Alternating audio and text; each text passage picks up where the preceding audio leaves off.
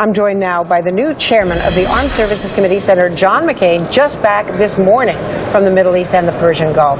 So just to be clear about all of that, the ally, Yemen, against al-Qaeda, plus an ISIS threat, a new video with Japanese hostages. Well, first of all, let's remember that the president trumpeted Yemen as the success story, Yemen and Somalia, of his foreign policy and national security policies, of course, which is just ludicrous.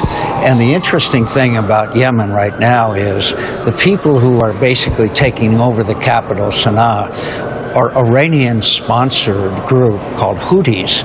And now we have fighting around the presidential palace. We have the country in chaos. And this is a success story of the administration. It would be amusing if it wasn't so tragic. It's another example of the failure of our policy, or lack of policy. Right now, I wish you would have asked Valerie Jarrett, or perhaps the chairman of the Joint Chiefs of Staff, or perhaps Susan Rice, what is the strategy to degrade and defeat ISIS, which the president articulated? I'd love to hear that tonight. You're not going to hear it, because there is no strategy. There is no path forward to defeating ISIS.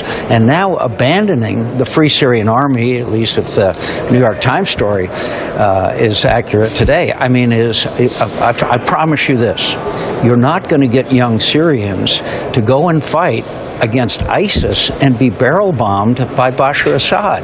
It's Bashar Assad that's killed nearly 300,000 people. It's Bashar Assad that has driven 3.5 million people into refugee status. And by the way, there's a humanitarian crisis looming because both Jordan and Lebanon are about to closing their borders to refugees, which will be a huge humanitarian crisis.